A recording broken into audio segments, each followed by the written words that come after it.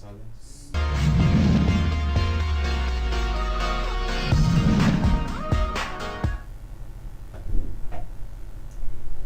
Good evening and welcome to Fliptv News. I am Gladys Alozi.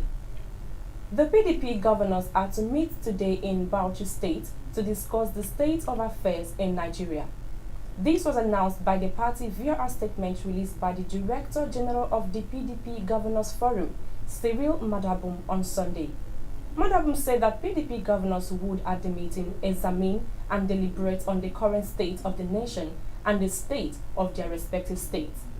According to Madabum, the health of Nigerian democracy, including the Electoral Act Amendment, Constitution Alteration Bill, pending before the National Assembly, would also feature in discussions at the meeting.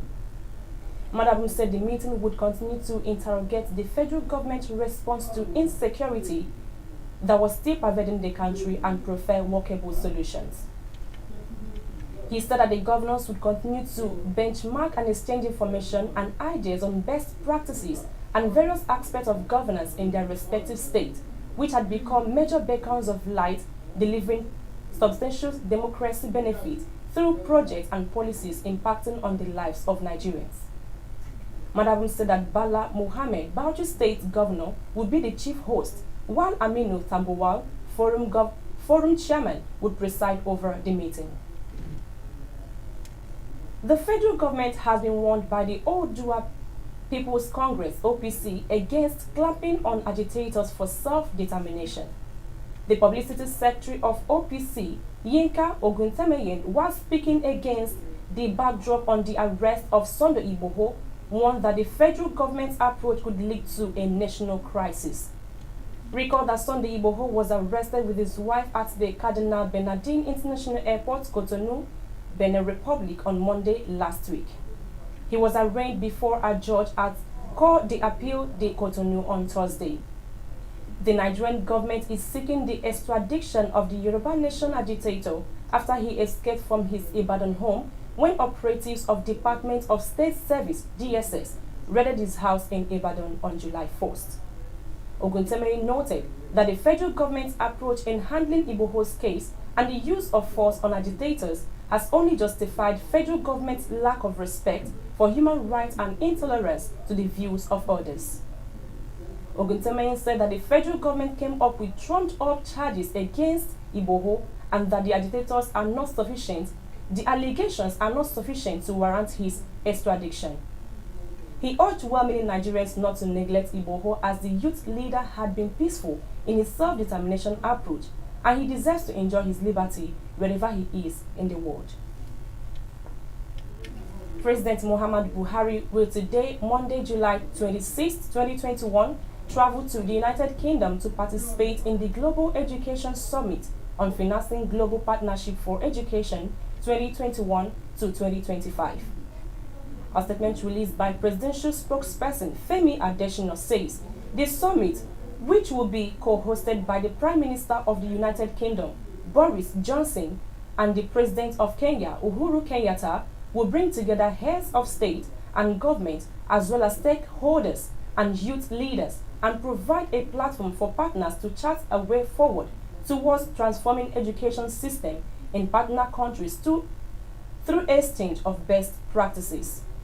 According to Adesina, after the summit, the president will spend a few days for an earlier scheduled medical checkup. He is due back by the second week of August 2021. The president will be accompanied by Minister of Foreign Affairs, Godfrey Onyema, Minister of State Education, Chukwemeka Nwajuba, National Security Advisor, Major General Babagana Mongono retired, and Director General of National Intelligence Agency, Ambassador Ahmed Rufai Abubakar. At least 2 persons died after a vehicle plugged into a river in Telde community of Toro local government area along Jos Bauchi Expressway over the weekend. The accident involved a green Opel Vectra with reg number JNN 348NC that plugged into the river. 7 passengers were on board the vehicle. 5 of the passengers reportedly drowned in the river, and efforts are being made to recover their bodies. It took the intervention of villagers in the community to evacuate the wreckage from the river.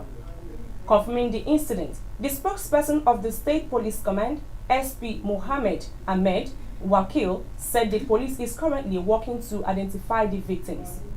He, however, gave the identified one of the victims as Ibrahim Rabiu, 41-year-old, from Miya Bakete of Toro local government area, adding that the identities of the other corpses were yet to be ascertained. The Kano State government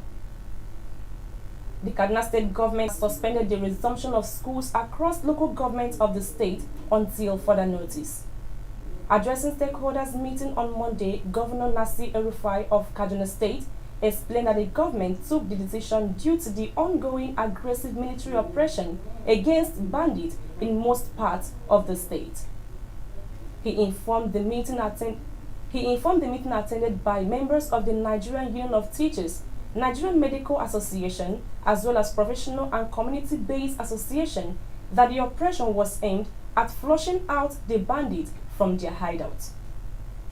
Governor El-Rufai added that the government was committed to protecting vulnerable children from being attacked by fleeing bandits who were already feeling the superior firepower of the military. That the military has developed more troops to the state for the operation and warned the residents to be vigilant and mindful of unknown faces in their midst, saying fleeing bandits might infiltrate their communities.